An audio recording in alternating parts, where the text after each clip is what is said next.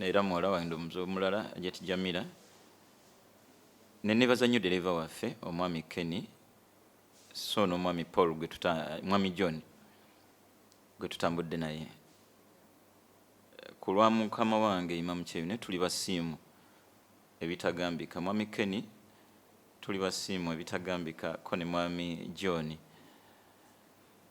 bwe gutuuka ku muganda Ferram nsaba lo ekitiibwa ene agitufulira entandikwa ebbanga lyonna tubeere nga ffenna mu mbeera egatta ku mutonzi waffe insha Allah. Ntwala mukisa guno okujjukiza olujjukiza nange olutejjaamu ebbanga lyonna okutenderezanga omutonzi wo bbanja ddene ly'olina bbanja ddene lye nnina mu butuufu yasaana okutenderezebwanga olw'ensonga bbiri esooka olw'ebyamagero byakola talina kyakola kya bulijjo kyekituufu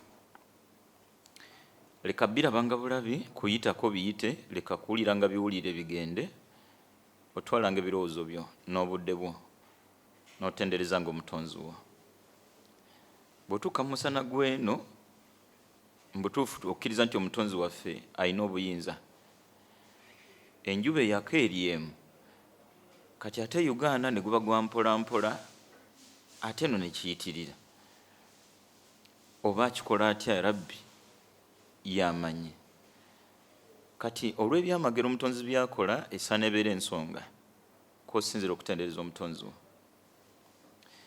ebyamagero tuwangala nabyo Allah tugamba suratu Abasa falyanzuri linsanu ila taamihi muntu atwala obudde atunuulire emmere Allah gyamuliisa anna swababna alma aswabba addizeeyo ddala ebirowoozo kuwa Allah gyagimujjira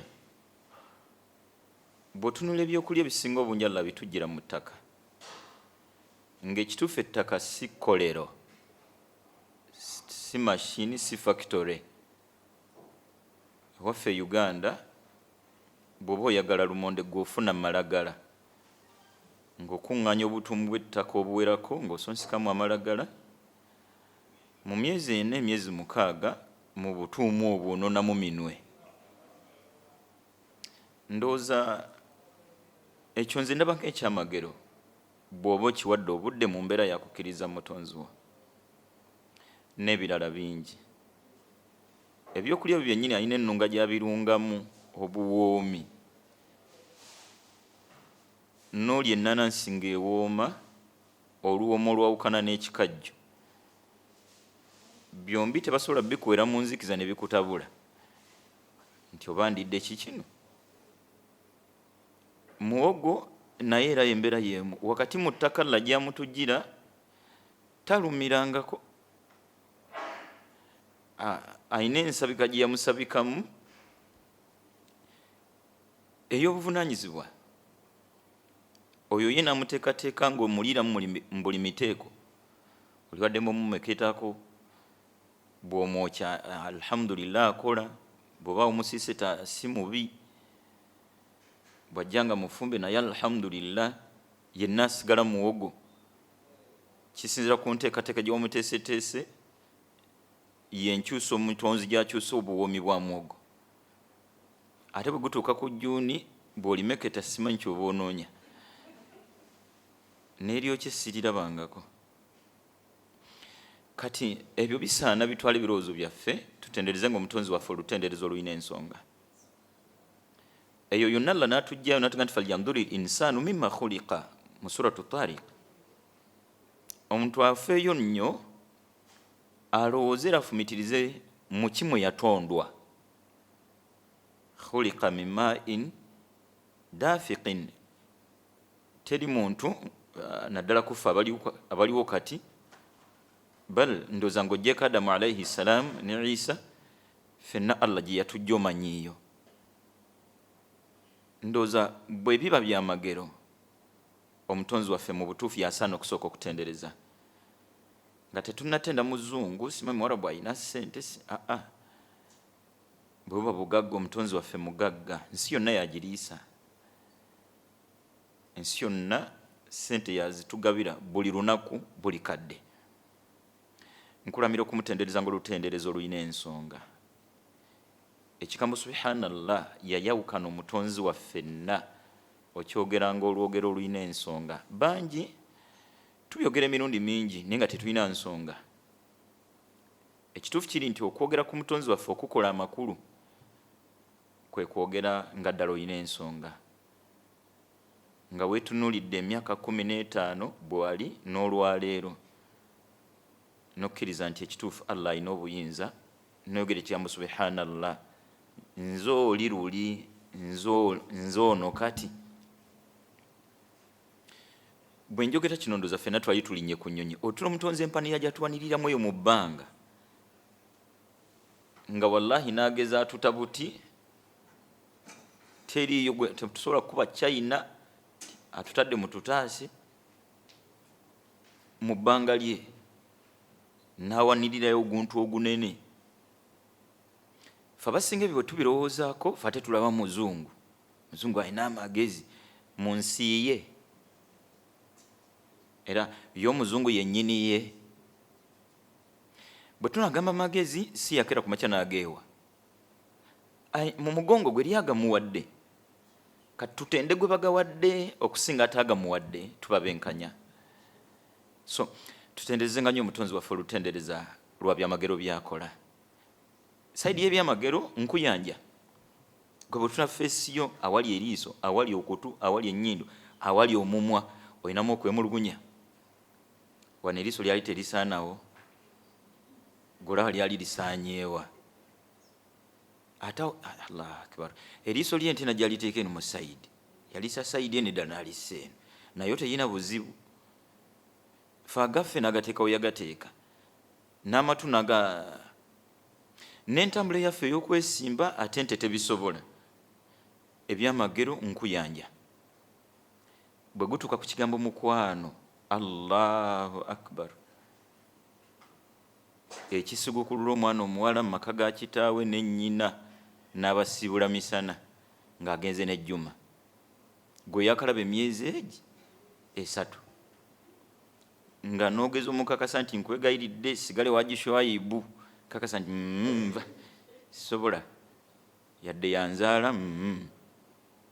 Buzibu kiwaba kyayi nti ambaagala nnyo nga bazadde bange sibalinaako obuzibu, n'eddirisa ku bye yannyinyonnyodde.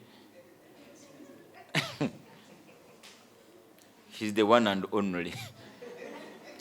Ino yakuva ddi agiswaipu ku sere zonna zaakutaddemu ssebo.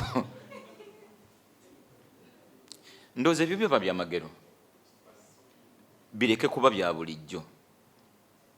Fatuma afumbe wa bibo wa Zaidi n'agezamu nti ddayo ko bazadde bo gaba maziga, ngate ekituufu gye bamuzaala neeri bwatuukayo era olumala obbalamusa nti oddayo ddi.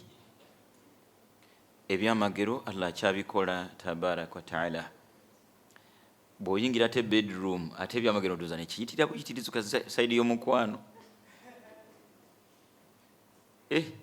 Najja tyabadde abise ku maaso byonna n'apangula kamu ku kamu, nga ne Haji naye peesa ku peesa okukakkana ng'oga nti agenda kunaaba. Ebyamagero Allah akyabikola, tuleke bitwala nga bya bulijjo. Sinzira ku bwomu bw'omukwano okkirize era otendereze yagoteekateeka. Saagala kisussa, nkakasa bulungi nnyo nti emyaka gyo gimala. Ensonga namba 2 lwaki omutonzi waffe asaana atenderezebwe olutendereza lwa kumwebaza. Gwani nzaani? Akagambo ako kalina ensonga nnyingi ezigenda wansi waako. Gwani nzaani? Wansi ebikkirira awo nzaani akyali omulamu, ng'olanya ali mu ttaka. Bino ntera bibuuza gye ntera okuyitira. Waba kubayo kakiiko ka paalamenti nga ke kasalawo ani anaafa, nga kaliko bamemba ba paalamenti nga 4 5. Mwami John wandigenzeeyo n'olanya baba bali awo nga Mwami John oba Mwami Kenny Imam Chiyuna yino omuyizi we bamuyita Mwami Paul Kirungi awangalira California. Baba lya ngo zoni guka sebo nolanyoza kakiko kasalewo. Mutonzi wa faina obuyinza tumutendereze ngo lutendereza lwa kumwebaza gwanya akyali omulamu. Kale obulamu bwinamu bitatambula bulungi naye weebuli. Olowooza ebibadde bibwetaagisa mwami olanya kiki atabadde nakyo nga gwo kiina? Hajibye muke yali aweddemu nga gw'olimu. Sekamuzaata eddiini yali enaabuuse nga gw'ogiina. Bw'osiriikirira omuntu yandyebazza nnyo mutonzi we olwebaza olutalookaalooka na byatannamukolera. Ffe kungulu tweyita bamwebaza naye ng'ekituufu kiri nti tetunnaba.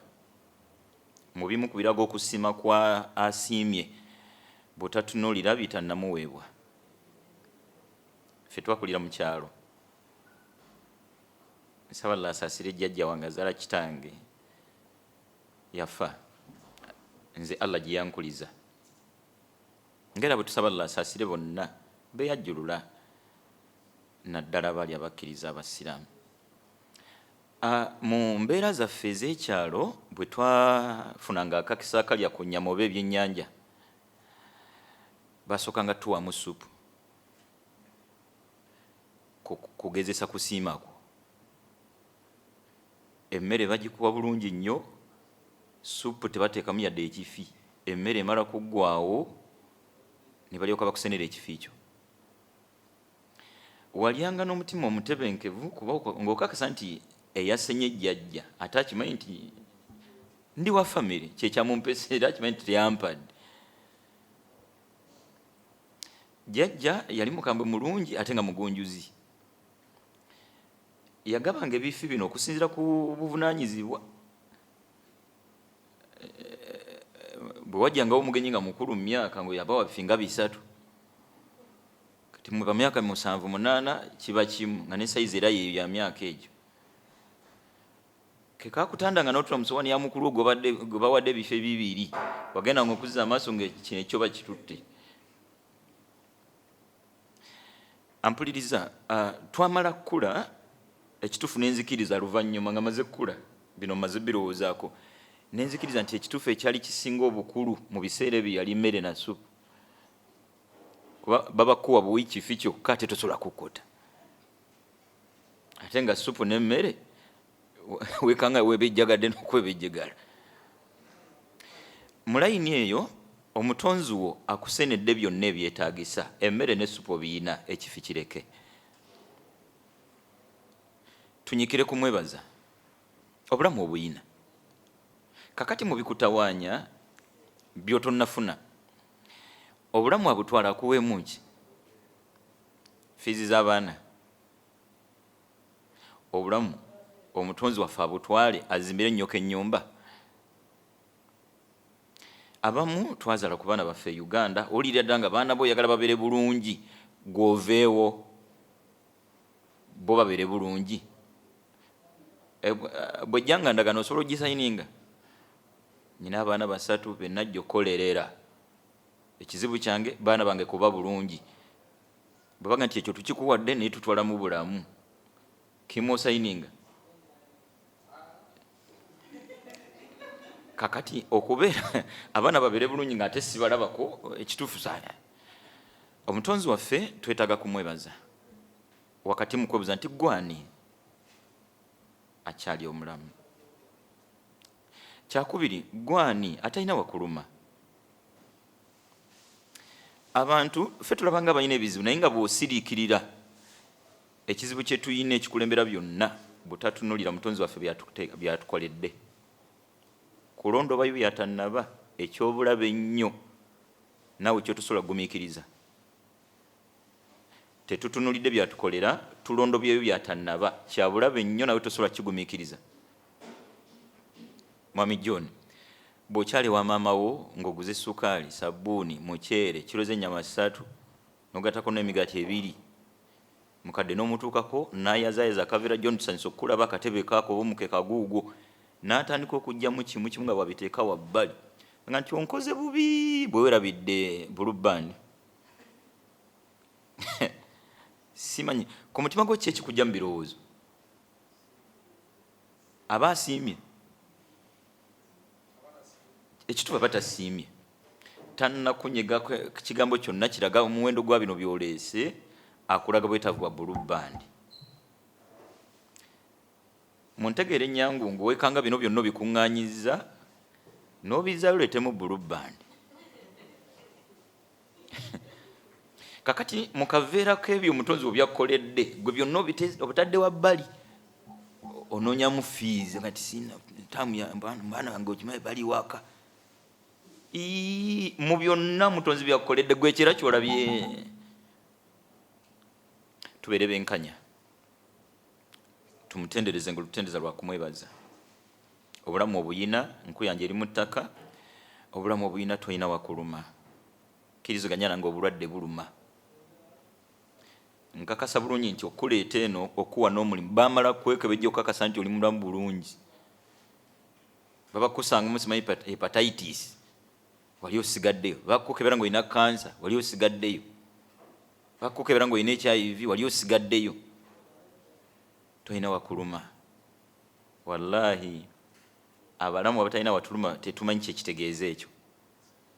Bantu bakeerera ku ddagala ane ku samusava ajja kumira ne ku 10 addemu ne ku magalibi. Ffe mbimu ku bibuuzo bye twanukula kati naddala kati mu Ramadan, eddagala lyange nkole ntya n'okusiiba? Kale lyandibadde eddagala nga bakuwaliwe. Tumwebaze nnyo omutonzi waffe olwebaza olumutendereza. Tomanyi kyekitegeeza kukwata lubatu lwa ddagala. Sajja mukulu yafa tusabala musaasire yaliwe embalala. Ka hotel kali kake bwe tutera okusula. N'emirundi gye twasulangawo bamukerezanga ebbakuli y'empeke. Omu ku bavubuka batabani baali London yatunga ti embeera taata giwangaliddemu emyaka nga 3 akerera ku bbakuli ya ddagala ne bagikomyawo akawungeezi. Gomanyi kyekitegeeza okubanga asulayo ebinyeebwa. Tumutendereza omutonzi waffe olutendeza lwa kumwebaza nga ddala omwebaza va mu mboozi. Ffe tunyumya mbinyumye nzala mwebaza gwe nolanga ekiwedde. Tumwebaza olwebaza nga lwa kumutendereza, tumwebaza olwebaza oluva ku ntobo y'emitima gyaffe. Wakati mu nkuyanja y'abalwadde tetulina watuluma. Wallahi gw'olina ekizibu kya kuzimba burentozi eri alina ekizibu nga kyasereza ddagala. Sereza aweddewo omuntu bagenda kukola atya? Ddagala liweddewo sere siziraba.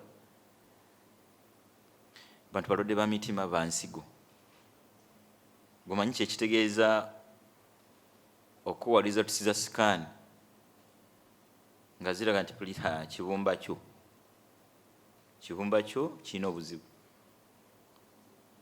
Goloza abo bakuweewo sere mmeka okkakkane era otereere. Siriikirira nsiriikirire. Byonoonya mu nsi tobimanyi. Abimanyi yakwaddewo byakyakuwadde. Ebyo byansazeewo okukuwa. Kyakubiri, bye tutannafuna tebirina nnyo muwendo gwe tubiwa. Byatannakuwa tebizitowa kyobizitoya. Biba kuba bikulu nnyo nga bw'obituuma tewandibaddewo nga tobiyina. Biba kuba bizito obyetaaga nnyo nga bw'obituuma wandibadde toliwo nga tebiriiwo. Olw'obutono bw'omuwendo gwabyo mu bulamu bwo y'ensonga lwaki wooli ate nga tobiyina. Tusiriikirire tumwebaze nnyo omutonzi waffe. Twerabira gy'atujje ne twagala okutuna gy'atutwala. Gy'akujje wamala muwandiikira. Kati oli wano aleyini bakuzaalawo. Masaka si mu ttawuni. Bode kutwalira omutwalo gumu n'ekitundu okutuusa awaka. Gw'oli eno. simanyi era lono wakisa mba kubanga nze sisobola kukiza kummanyiira. Gwe Nnyoma byenkuwadde mbitwale nkwe mukiri tewali buzibu. Ekizibu kyo kinti fees gwe kankujjewo abaana basome.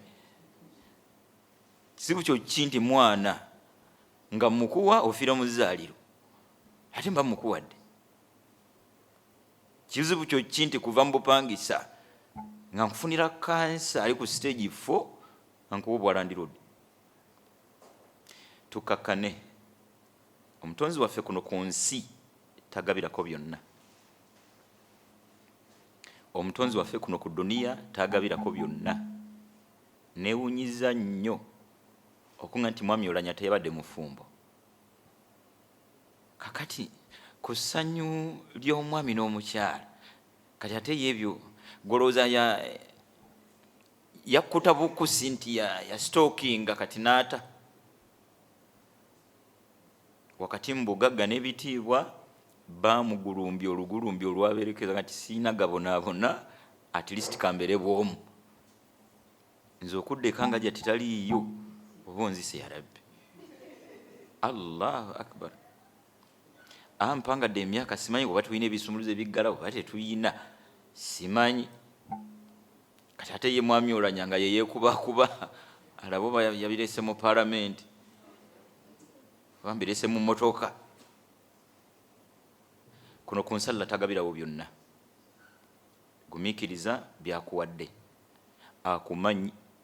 Akumanyi olumanya luli olwa jjajja wange ye yasenanga supu n'emmere nga akumanyi bulungi nti sinnakuwa. Kati omutonzi waakumanyi yakuwadde obulamu n'abaana yabakuwa kati ate okaaba abaana okaaba baki abakuwadde waali era akumanyidde ddala bulungi nti tannabawa waakusula. Nsaba Allah tukufumiitiriza. Ekituufu kiri nti tuli bakitoba short sighted tutuna kumpi taggulula amaaso. Yakujja mukyalo eri wansi wakati mu kilasi gye wakomamu twakoma mu P7 nga naye okubuuza ze wafuna oyomba buyombi sala kumumanyira oba mupa omulimu gumpu ba temuguma muguleke ng'emyenda gyava eri waggulu ne giikirira paka wansi nga mu result says wabasinga gwafuna nnyingi 36. Wakati mu kusoma okwo na byonna Allah jazza tuyisa ffe bafudde olwalira ensonga. Gomanyi kye kitegeeza famire eyo okubanga buli mwezi maama ugwe gwasobola okufunamu $5,000 eyakoma ku senior 3.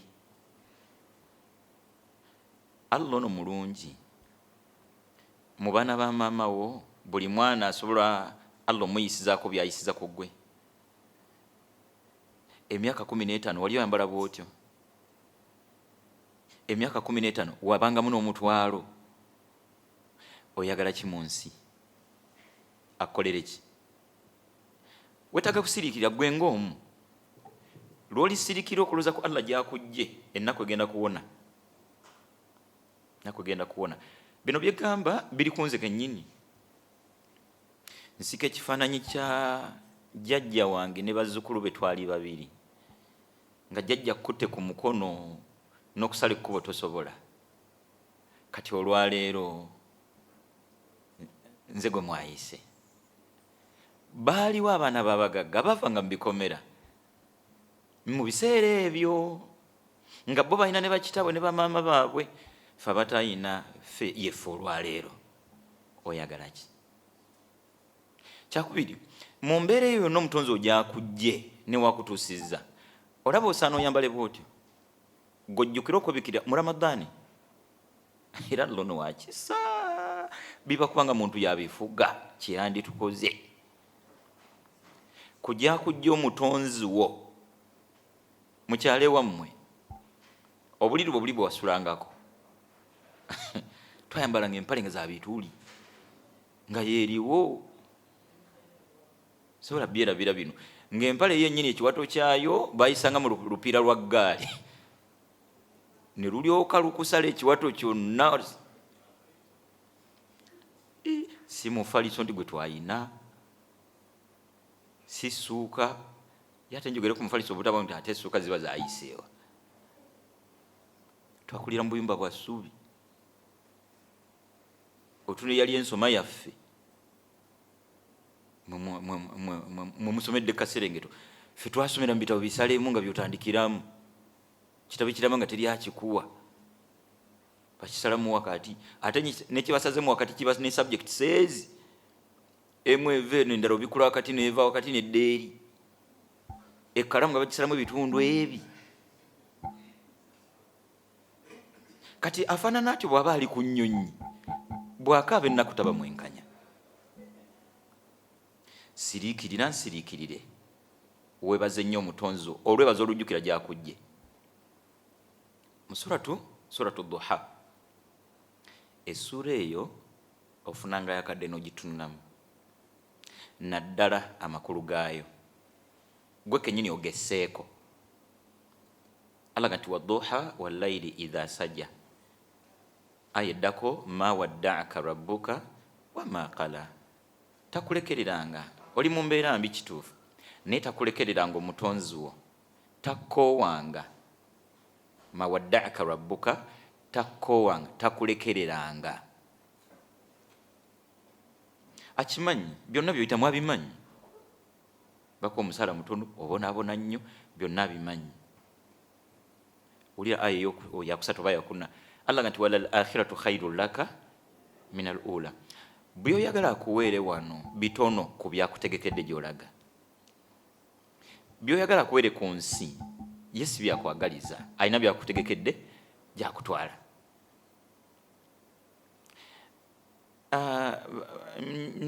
nyina enjogera gye nawulira nga yaganga nti ebirungi biri mu maaso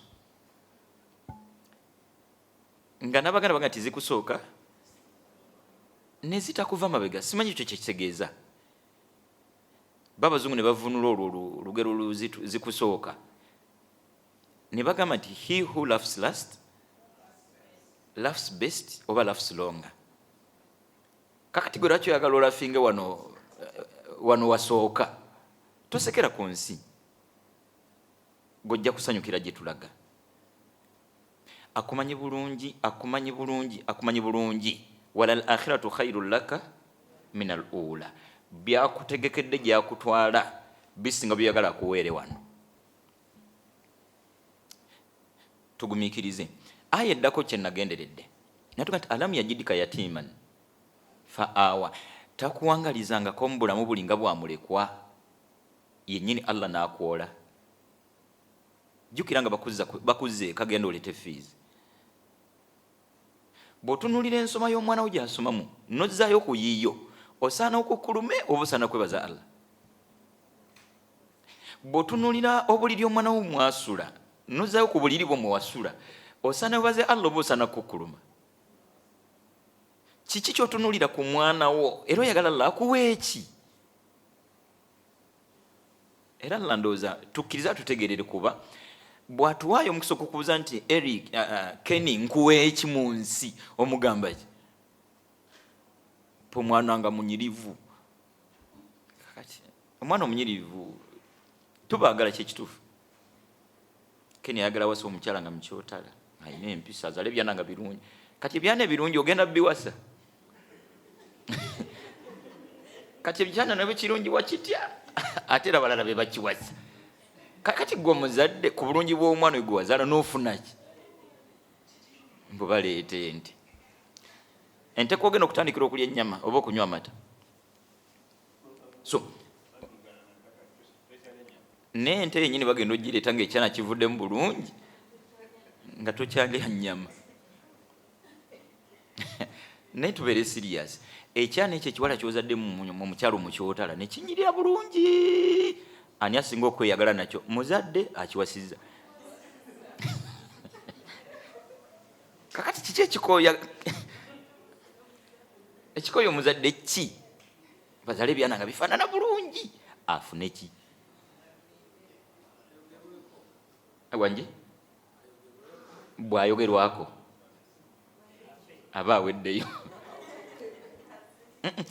tetulina nnyo bizibu naddala bw'otuna Allah gy'atujje alamu yajidika yatiman yakuwangazaako mu nsi ng'olina olugoye olwo mwe mwali baana bawala mwalina ekitiibwa Allah yababikkirira nga munda eyo yambala akapale nga kalimu n'ebituli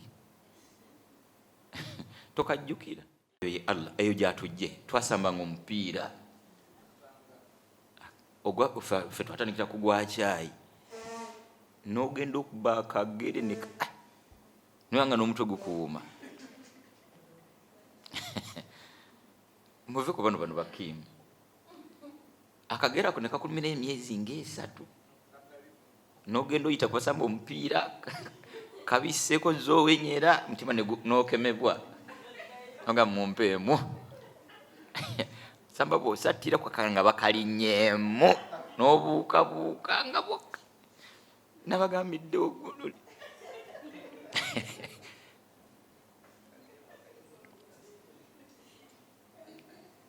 ffenna bwe bulamu mwe twayita ng'oggyeko mmwe oba oliawo mwe muzaaliddwa Kampala twakimanga ku luzzi lwa Lukoma wafukamirangako ofukamiza osena eri wansi nga mazzi g'osena olinga asena omubisi sookanga osendawo oti jjajja yatutumangayo n'esepiti basulamusulamu ebikoolakoola ereke kuyuuza nnyo kati oli eno bw'omala okunaba ofulashinga bw'omala okugira ofulashinga kula nyigawo bunyizi kati olina ebizibu ng'ofulashinga Allahu akbar ddala bandikwegayiridde okwambala obulungi ojjukire mu Ramadani nti omuntu yeebikkirirako febe yandegayiridde okusaala Fatuma anoonya wanyigiswa mbu ne wabula ndi bize nze beera bize ku Allah mu butuufu Allah ye ali yekka kuba naaba muntu nga ni gw'omanyiira otyo nasigala nga okisigeni amukulekedde so mutonzi waffe tumwebaze nnyo olwebaza olujjukira gyatujje enjala mu bigere temuli kebera olwalala olusajja zaali nvunza kyekituufu zakuwa emmento okukakana ng'olwala zigenze nalwo nsaba llo ekitiibwa amale gatusonyiwa busonyi kyekituufu otherwise tusaana kumwebaza bwebaza wakati mu butakukkuluma ku byatannaba mu suratu Ibrahim aya 7 Allah gati wa itha adhana rabbukum bwati Allah bwe yateekateeka okutambuzamu obulamu bwammwe la in shakartum bwe munanneebazanga olwebazanga ddala mulutegeeza olwebaza olujjukira gye mbajje la azidannakum nja kubongereranga ddala ffe twakula twesiga sabbuuni wamalanga okunaaba jjajjalanga genda weeseeko kasabula bw'ofaanana nogenda oyiwayiwa sabbuuni noyewasiga maaso nga nogenda ku ssomero ffe tetwasomera mu ngatto wakutanga ekigere bulungi nnyo noni namala kulanga nti kati oba twakuutanga byaki tekigenda mu ngatto kigenda mutakate nomala kinaazi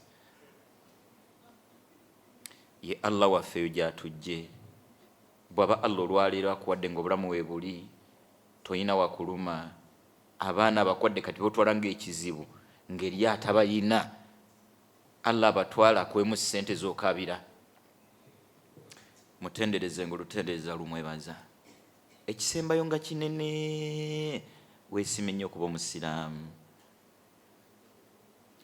mbyogera sibiruma zonna ziyitibwa nzikiriza tewali buzibu naye si zonna nti ntuufu gwe weesalirawo okuba omusiraamu n'abatali ne basala baleke kuba gwofuga entegeerayo si kirumamu ekituufu kiri nti obusiraamu omusingi gwabwo omukulu kukkiririza mu bwomu bwa mutonzi weesime nnyo okuba omusiraamu basajja battu bwe basirikira ne bagattagatta bafunikira bakkiriza nti Yesu yennyini nsi ataliiwo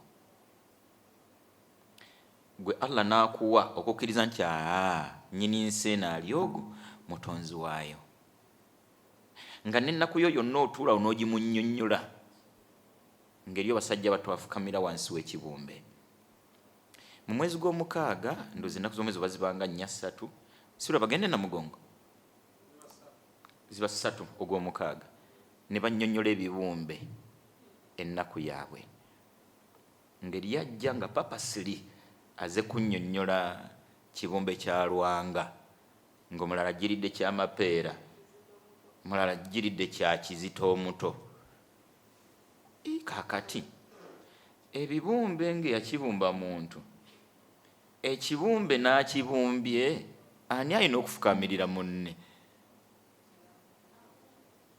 ata nze bwe mmumba kati ate nze mba nfukamira baasi tozannyisanga kigambo nzikirizayo yenkolaganayo n'omutonzi wo era nsaba obusiraamu bwo bubeere bubwo buve ku bazadde bo bubeere bubwo gwe kennyini obuze nti bwo obusiraamu bwe mbaba kuba musiraamu ndi musiraamu oba nfaanana bafaanane mu layini eyo yennyini n'omukristaayo aleke kusikira bisikire ndi mukristaayo kuba kitange yali ne jjajjange yali ndi mulukatuliki kuba kitange yali jjajjange ne ndi musiraamu kuba taata wange yali haji simanyi ne jjajjange sekane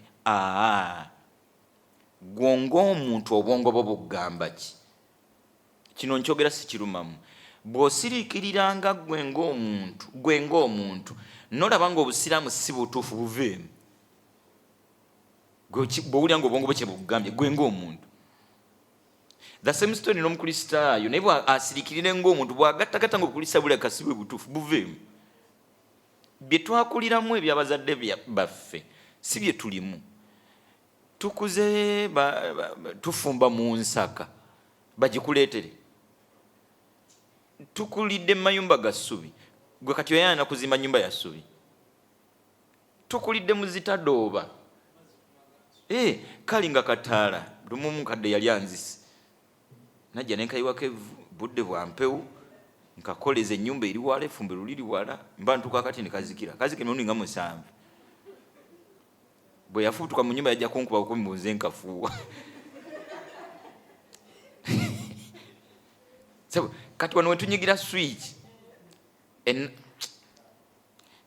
kati tukyakolera ziri tuddeyo kuba nnyoko baba yali wakkaano watadooba lwaki tolemera kutadooba nga bwesiba ku nzikiriza ya nnyoko waseeseetukawo dda oba kuzalayiri eri bukomansimbi boda yakanaane kutuusa ate awaka ng'otuuse mu tawuni ebukomansimbi wafuutukayo dda kati n'otuuka ne mu kibuga n'oyitamu ne mu kibuga n'ojja Entebbe kati oli aleyini wandisigadde mu kyalo kitabu gye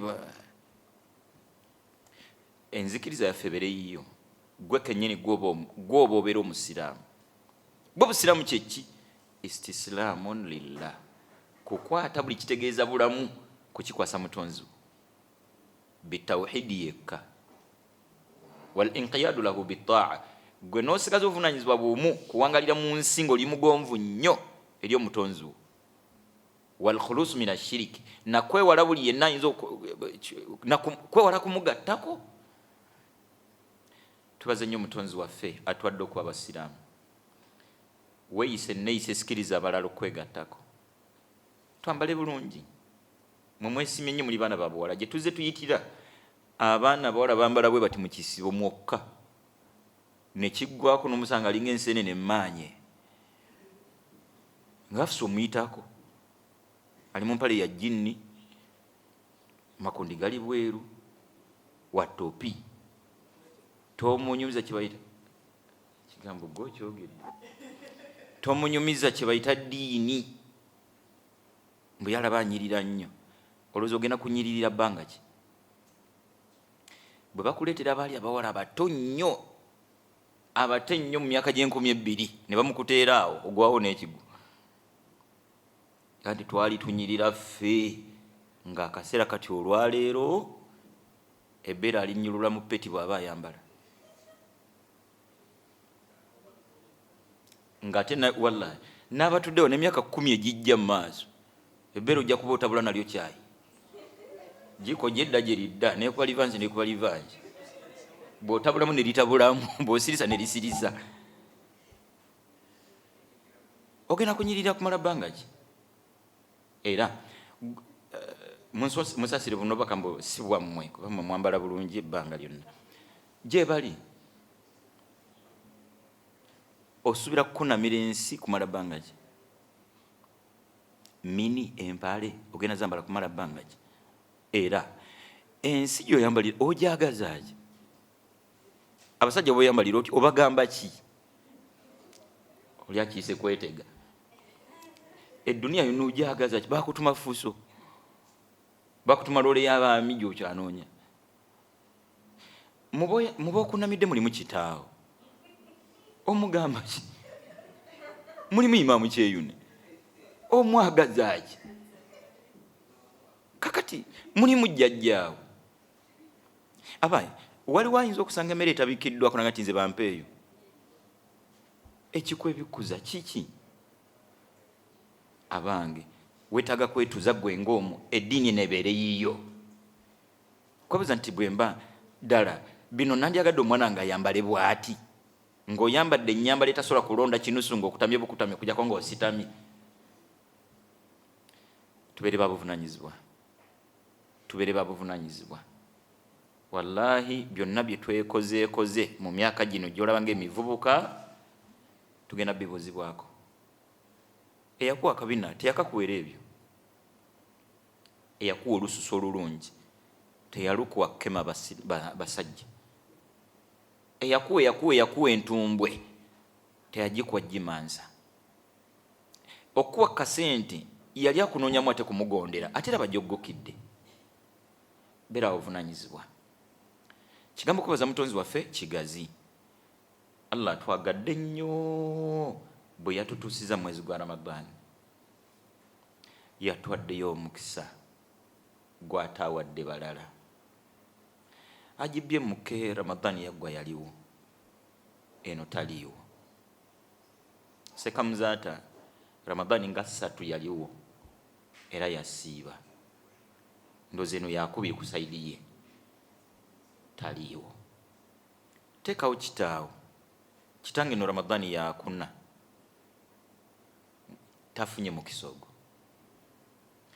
nkwegayiridde nnyo Ramadani Allah gikutuusa mu kakisa osaana okole buli kyolinako obusobozi olukola oluterekaamu tukole buli kye tulinako obusobozi olukola olutakakasa nti Ramadani ejja weetuli olyejjusa 10 lwa dirhamu lwotaasaddaaka oba 10 oba 5 akasente Allah katuwadde tukakozese nga tukyasobola okukakwatako tubirabye mu mawulire nga famire ya Sekamuza teri buŋŋumi ebyobugagga by'abagenzi byonna byagabanwa tebaalekawo ebikutunsa okwerabiza eddiini bajja bigabana olugabano oluusi olutagenda kuwana mwanawo nga ne bwe baba bamuwadde omwana nga byonna bakkiriza nti omwana wa Fatuma ebyobugagga bya nnyina byonna tubimulekedde ffe nga bakojja be naffe nababaddeko n'omugabo bwe babimulekera n'abikutwalira ku muzikiti abitwalira gwe nnyina ku muzikiti yadde bw'otegendereza n'akapolitiike wawaayo bazimbe w'omuzikiti nakaaba akaagala Maria maama wange tukesa akaseera k'obulamu ng'akakisa ku nsi leero kwolya enkya toliiko eno Ramadani yo gitwale ng'esembayo kola buli kyosobola kusaddaaka kikulu kwoneemakingira Ramadani yo Allah agikkiriza oba tagikkiriza ene bagiyita batya answer sheet n'ebirala marking guide shukran Ramadani bweggwako bweweera bazuzeeyo mumize egyo kabonero akalaga nti gwe Ramadani yo watawanira bwereere gwewe makinga nga Ramadani ewunzise bw'olaba ng'osigazza embeera yonna gy'obadde mu Ramadani gwe teekawo katiike ati alhamdulillah Ramadani yange Allah yagikkiriza lwaki byembadde mu Ramadani bisigazza otherwise wallahi bangi oluva mu Ramadani tubanga bava mu kkomera so nga te ekifaananyi ky'okumpimpya ekya Ramadani oba okkiriza bw'omusiraamu oba eddiini y'omusiraamu ke kaseera bwe basimu eba eri ku kyaja aba asitookinga muliro ogugenda omutamuza emyezi 10 n'ogwo tuli fenna omwezi gwa Ramadani gwonna mulamba eddiini y'omusiraamu eba eri ku kyaja ndoza ke kaseera kesinga okubeera active kubera masannyalaze. Kati omwezi mulamba gugenda okuggwako ng'omuliro gwe guli ku gujjudde bulungi. Tuli ffenna luno lunaku lwakumeka lwa 7 lwa 8. Kati bwe tuba tuli ku kyaja olowooza omuliro tuba ku percentage ki Mawejje? Anje tuli ku 7%. Mpozi nga wafa charging system. Mawejje bwe kuba ku charginga twakachargingira ennaku 8 percentage ki? At least 42. Ram muli owulira okyajinga kuba abamu bino oyinza nawe osobola okwewulira nti muli okyajinga kino kiri gy'oli noba tokituwa muli ofiiringa ddala okyajinga. Abamu tubeera active mu kaseera ka Ramadani kuba tuli ku masannyalaze n'ogenda Ramadani eggwako ne bakujja ku masannyalaze omuliro gwonna bwe basimu nezikirirawo ndowooza yaba yeetagadde afune banki y'eddiini yarabbi batugijjebwa. So tubeere bavunaanyizibwa weemaakinge nga Ramadani eweddeko. Nakati Ramadani bwetuuka wakati ndowooza tubanga ku 50%. Naku nga 15 awo tugenda okuyingira ennaku 10 ziri ezisembayo nga tuli mu 95.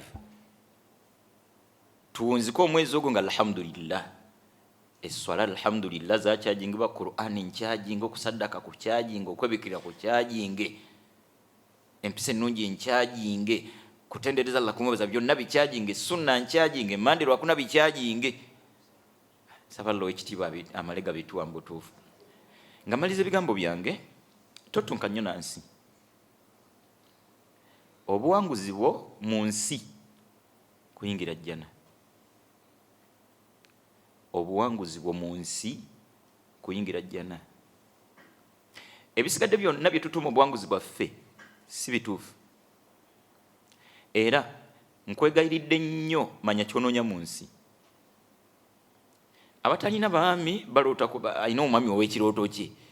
Kuno ku nsoba mwami kyoyo. Mututuumire.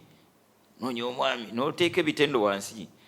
Wiki ng'emu nabaddeko n'abayizi b'e Makerere. Naye bino bye byabadde bimu ku bigambo byange gye bali. Abamu babadde babuwala, balala baana ba bulenzi. Mmanyi nti bangi tulina lisiti y'omwami gw'oyagala. N'omulala n'okola lisiti y'omukyala omwana omuwala gw'onoonya. Naye wakati mu ebyo ebitendo by'olisitinze wansi omalanga kwebuuza nti naye nnyini bitendo bino anoonya nze. Nnyini bitendo bino bye ntadde wansi gyali anoonya nze. Kikyentegeeza mulayini y'ebitendo ebyo byagala ku mwami gwe sooka obibe. Automatically aba alina kukunoonya. Noonya omwami nga muwanvu nga mweru. Bw'osirikiranga ekituufu bw'abaayo oyo gw'onoonya takunoonyanga nako. Mwami nga munnaddiini. Kakati nze eddiini yange eri wansi. Kati ow'eddiini ate anoonyeeyo ya wansi. Eri omwami nga munnaddiini nga bw'omunoonya. Ng'anoonya gwe atatandika nga yadde yasaluna. Esswala mwepena bwepenyi.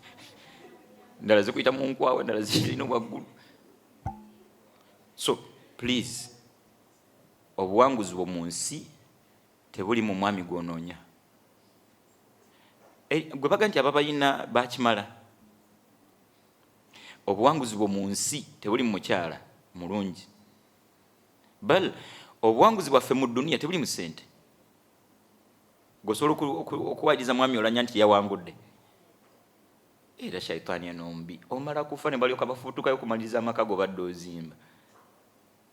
Kati muganzimbira nga koleki. Ate manyi tumugitadde mu ttaka ate bamaliriza nnyo. Kati obuwanguzi mu nsi tebuli maka musula. Obuwanguzi mu nsi kuyingira jjana. Era wallahi ekyo abakitwala ng'ekigendererwa kyabwe mu bulamu bw'ensi Allah akibawa. Allah akibawa.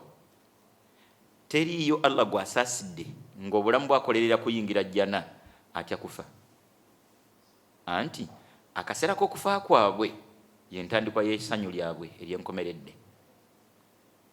Nsaba Allah atuwe bangi bwe twogera ku kigambo okufa oli awulira ddala nga n'emmere eyagala mumulema nga naye obayabaaki kootiitiire koleke kutya ojja kufa. Si byakuteesaako, si kutiisatiisa, bal nange automatically simanyi. Kakati twetegeke bwetegesi akaseera k'okufa kaseera kassanyu ery'enkomeredde, kaseera kassanyu ery'olubeerera eri abaakeetegekera. Ng'obadde okimanyi nti omuntu nga tannaggyibwa mu mwoyo nga badde mukkiriza mulungi eyamanya kikyayagala mu nsi, akaseera ako ng'omwoyo tegunnavaamu, azibye omumwa, bamunoonya ntunnunsi, ali mu mbeera mbi, Allah amutumira zimalayika, afuna ababaka okuva eri Allah. Suratu Fusilat aya 30. Malayika zijja n'obubaka buno wammanga, alla takhaafu, leka kutya eno gy'ozze wakimala, wala tahzanu, tonakwale na bya bugagga byobadde bulaganyisibwa. Agamba oli n'ogafuna ng'omwoyo gukyalimu, malayika ezinoonya omwoyo zeeraliikirira. Era hadithi weeri ntuufu terina buzibu, omugenzi nga bamunaaza, abaako n'ebigambo byagamba bano abamunaaza, abamuzinga bamusaalira, bw'aba yeetegekera ebigambo bye biba kaddimuuni kaddimuuni, munnyanguyeeko munkeereya. Ababigayalirira abakolereranga edduniya balaajana bulaajanyi, ya wailata, banne mwambeeredde ki, aina tathabuuna mupapa ki, muntwala wa. Nsaba Allah ekitiibwa tuwe okweteekateeka obuwanguzi bwange mu nsi kuyingira jjana, ate nga nkukakasa nti insha Allah ffenna tujja giyingira. Nabbi yatugamba sallallahu alaihi wasallam nti kullu ummati, umma yange yonna yadkhuluna aljanna, egenda kuyingira ejjana, illa man aba, okujjako anaabagaanye. Kati ebbanga lyomala ng'okyali mulamu, oba olina omukisa ogukyusa ebyetaaga okukyusa. Toyina nakyo ogenda kugasa mwana wo ng'oggyeko muteekerateekera okuyingira ejjana. Tujja kuyingira ejjana, wabula terina gwegenda kugwako obugwi, tulina kwetegekera wano. Nsaba Allah ekitiibwa atuwa okufumiitiriza, Allah atuwa okwerekereza ebisaana okwerekereza. Obulamu tebugutwala nnyo, wano oliwo kaseera. Kati asigaze emyezi 6 ove mu nsi, oyagalawo ki mwana? Wano we tuli ekifaananyi ekyangongo, tulinga abajja ku ssomero. Ebbanga omwana lyamala mu kisulo, bamuwerayo byonna, baddira TV ne bamutwalirayo, ne bamutwala ebyokuzanyisa byonna ne babimuwa. Ebyokuzanyisa, TV, masuuka amalungi, piiro, bugaali, bisigala luddawa? Waka. Eri yagenda kusoma. Nedda kati olinamu ku ssente, katabani kwe kebatwala mu kisulo, walagira muganda wakatwaleyo. Ne kabasaba nti maama nsaba mpereze pocket money wa mitwalo aga. Bobozi yino zikawo. Lwaki? Yo kagendi Zahid akana kabadde ki? Ettamu erimu banga ki nti mwezi gumu n'ekitundu. Kati byayagala ajja bisangawa? Ajja bisanga eka. Please, wano tuli ku ssomero. Eka waffe yewa Allah gye twava tabaraka wa taala. Ngamaliza ebigambo byange ne kino kifaananyi genda nakyo. Twava e Uganda kujja kukola. Obadde okimanyi nti omwana omuwala oba omulenzi omugezi nga Keni, nga mukwano gwa Paul n'abalala, omwana omulenzi omugezi oba omuwala yajja eno okukola, ali Alain, ali Dubai atoba, ebirowoozo bye tebimuvaka. Bwe guli ku musaala gwe gwa mitwalo 9, asobola okuddira emitwalo 7 n'azirira eno, 2 n'agawereza Uganda. Oba alwana bwe zizingirira 2 gabasaasaanyiza eno, 7 agiwerezeewa. Omugezi yaliwa, yaliiridde 7 eno, eka n'aweerezaayo 2, oba yaweereza 7 eka wano neyetetenkanyiza ku 2. Aweereza 7 eka ye mugezi. Maama kati ziri mmeka? Abamu tuziterekera ddala, gooli zejjirayo ozikolemu mu kaseera ko ng'otuuse eka, era liba ssanyu ppitirivu nga kasente ko ku akawunti okasanzeeyo. Tuli ffenna kakati watanga omwana awangalidde emyaka contract naziza bujja nakola emyaka gye 6 nga sere zonna alyandye bwokuba esimu tukunone Uganda tukunonoloza mama inshallah ku Lwokusatu wiiki ejja nzija nga tubuza nti jawhara gobadde tukayasereza nti yisima gobadoze nti nga kufena tekuli no ngani amenyeko ku jentebe tewali lwaki toyineno kewategekayo katu kakati ku dunia eno naffe twajja ku kyeyo tuli bakadamba ku nsi fenna twajja kukola buli ketukola konna ebirozo tebituveeka kyovula omuntu yenna bwafa tuga nti inna lillahi wa inna ilaihi rajiun abazeeyoka byowerezeeka yenyanirizayo byowereza gyolaga bwe bagenda okwaniriza Allah kyatuga nti fa amma man khaffat mawazinuhu fa ummuhu hawiya yenna atategeka gyalaga sereze zonna nazirira ku dunia fa ummuhu hawiya nyina mulinze ku kisaawe entebe muliro hawiya ekisaawe entebe kyekiriwa kabuli mama akulinze ku kisaawe kabuli muliro lwaki tewaweerezangayo nkwegayiridde bwegayirize ku lw'obulungi bw'abaana bo wallahi omuzadde ayagala ennyo abaana be akola ddiini omuzadde yeyagala ennyo nga buli ayerumirirwa ddiini aba yategekedde eka waabwe sawalla wekitiibwa atuwe okutunula gye tulaga kaseera kaliba kassanyu nga Allah atujja mu nsi tusinkane bye twateekateeka sawalla atuwe okwetegekera ya rabbi nga nva ku muzindaalo nafunamu olugezigezi olubuuza alina kyayize ne tukigabana naye embeera eyo mba newala kufaananira leediyo alina kyayize insha Allah tujja kigabana nawe kuva twatandikidde okutuuka wetukomye nam ashiri tours obadde gasaa kwetegereza tandise naawe ajja tujamira nzija alaikum salam wa rahmatullah tewali buzibu imamu kyeyuna ajja kuntaasa imawuliriza omusiraamu yayize mu luzungu ye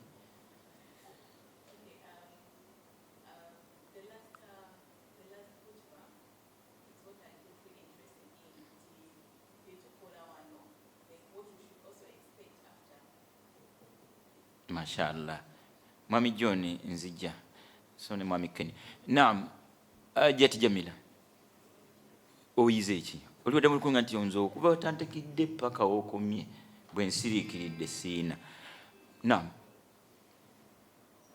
alaikum salam mashallah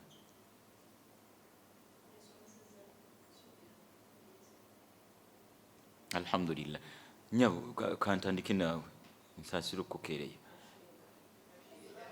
Rashid alaikum salam wa rahmatullah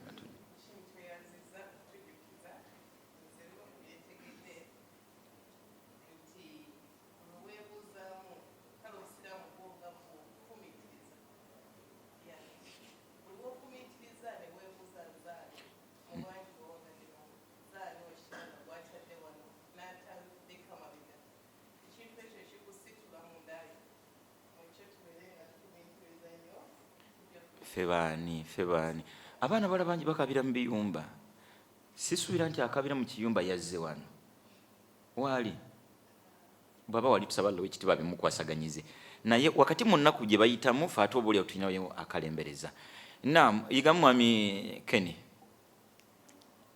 wadde osaaga bisaazi kale agira kinoonya nzize ewonya waalaikum salam wa rahmatullah mashallah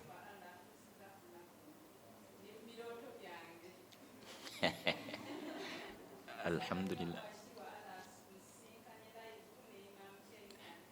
Allah bana batubonyabonyezo tujje Uganda bulyo bali kudduwa sewufe alhamdulillah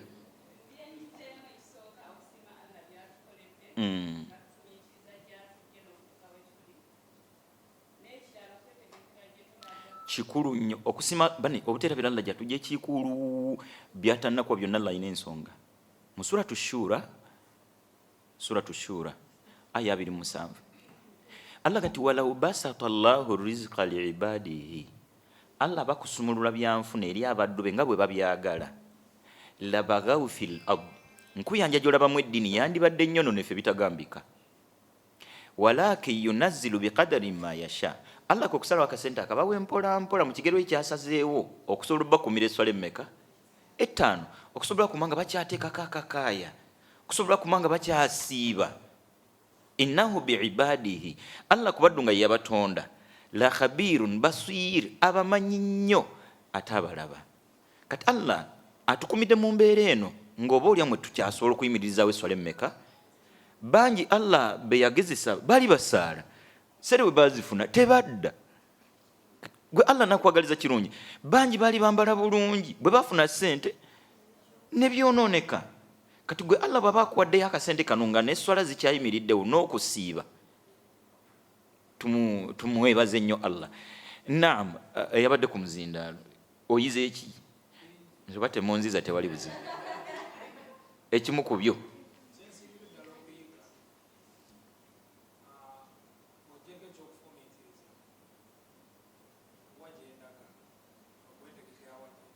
wallahi future gye tutegeka basinga tugikomya kumpi otegeka bukaddewo wasayini nganti oli kaddewa kyakubiri bwokaddewa nga biwedde future tekomaawo esawi na future kutuuka ku future kabuli kyekituufu ekyo oba oyagala oba toyagala future kabuli oyagala oba toyagala kate totegeka bukadde tegeka kabuli ate wallahi ategese kabuli Allah ne dunia nagimutegekera nabbi atugamba sallallahu alaihi wasallam man amila lil akhiratihi Allah gwawadde nafokasinga nnyo kuwajalaga awatuufu kafahu Allahu amra duniyahu Allah amalira obwetaavu bwe wano ku dunia naam yiga mwajati wakala ya imam Cheyune alaikum salam wa rahmatullah alhamdulillah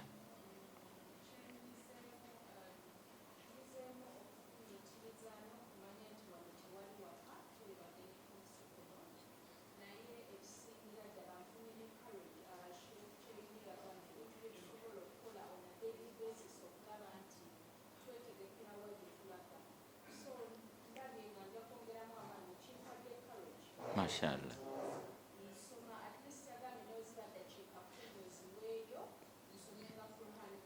at least nsaballa atokwerwanako twerwanyeko mu bingi ne tuwangula gwe pepa wakati yabatawanyi wamala n'owangula Sheikh Kakande yiga mutuulire wa alaikum salam wa rahmatullah saballa akkiriza ya rabbi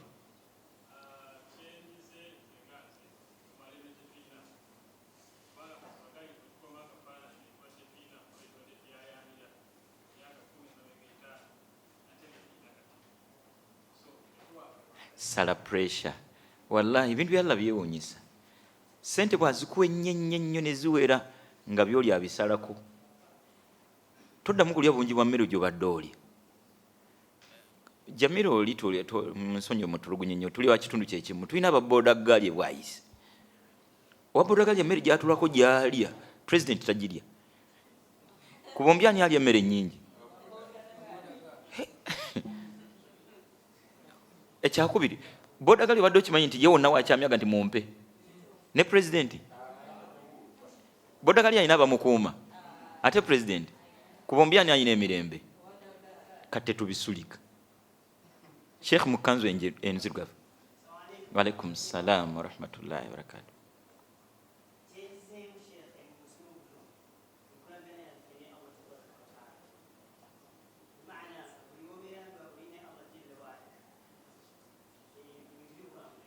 lirano mutonzo sala magezi gonna abadde akolagana ne president wano bw'aba afudde n'abaana be balina bafuniramu tuli fenna yadde bino byaffe by'eddunia byebyo kubeera omutonzi waffe bw'okolagana naye butereevu n'abaana bo oba bayingiza mu ddiiru buli lw'otattana enkolagana yo n'omutonzi wo n'abaana oba batemeddeko ettaka kati leka kusuubira nti okolerera abaana ate okusulawo okusaala leka kusuubira nti okolerera abaana okwambala ennyambala etajjanza akolerera abaana kyasookerako nkolagana ye na mutonzi we kuba mutonzi we ye mutonzi w'abaana bano yamanyi nti essaawa nanze nvaawo kati kantereze nkolagana n'agenda okusigala mu bo ebbanga lino. Nsaba Allah okusirikirira n'okufumiitiriza.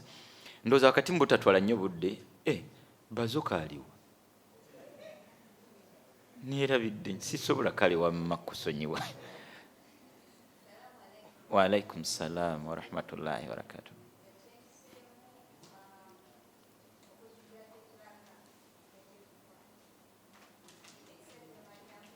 Wallahi newe ziba zisigadde wateera gwosobola okugenda. Allah atusaasire. Sijja kusinga kaawo. Nsaba Allah ekitiibwa atugase n'olukuŋŋaana luno. Nsaba Allah ekitiibwa ebbanga lyonna atwangalize mu mbeera esobola okumusinza. Nsaba Allah atuokufumiitiriza. Nsaba Allah atuokumutenderezanga. Allah atuokujjukira gy'atujje. Allah atuokumukwasa yonna gye tulaga. Nsaba Allah atuokujjukira gy'atujje. Allah atuokumukwasa yonna gye tulaga. Nsaba Allah ekitiibwa atuwe okujjukira gy'atujje. Allah atuokumukwasa byonna bitegeeza gye tulaga. Nsaba Allah nga batonde bingi ebitusobako. Nsaba Allah atusonyiwe. Nsaba Allah akkiriza okusiiba kwaffe era akutumazeeko. Nsaba Allah ekitiibwa akkirize byonna bye tukola omuli okusaala kwaffe, kusaddaaka kwaffe, Qur'ani yaffe. Nsaba Allah akkirize byonna bye tukola. Ramadani yaffe no Allah gitufulire ensonga okukyusa ebisaana okukyusa n'okunyweza ebyetaaga okunyweza. Nsaba Allah asaasira abaddu be bonna be yajjulula. Tebaamanya nti embeera erifaanana nga bwe bagirimu. Nsaba Allah abaddiremu. Nsaba Allah ekitiibwa ebyabasobako abaddiremu bye balongosa Allah bakubisizeemu. Nsaba Allah naffe akaseera k'okuva kwaffe mu nsi akatufulira entandikwa y'essanyu ery'olubeerera. Nsaba Allah ekitiibwa atuyingize ejjana. Allah atutaasa omuliro. Nsaba Allah ekitiibwa ne baganda baffe abatannategeera bwa bbeeyi wa busiraamu. Nsaba Allah bawe okufumiitiriza. Nsaba Allah batugatteko. Nsaba Allah ebbanga lyonna atufula ensonga y'okuluŋŋama kw'abasigadde. Allah aleke tufuula nsonga ya butaluŋŋama bwabwe. Nsaba Allah ekitiibwa omukolo guno guleke kubeera gusembayo. Allah gutufuulire entandikwa buli mwaka buli mwaka. Allah atufuule kyakulabirako n'eri abasiraamu bonna bawangalira gyonna gye bawangalira oba olyawo nabo okwekolamu omulimu insha Allahu tabaraka taala. Subhana rabbika rabbil izzati amma yasifun wa salaamun ala al mursalin alhamdulillahi rabbil alamin. Wassalamu alaikum wa rahmatullahi wa barakatuh.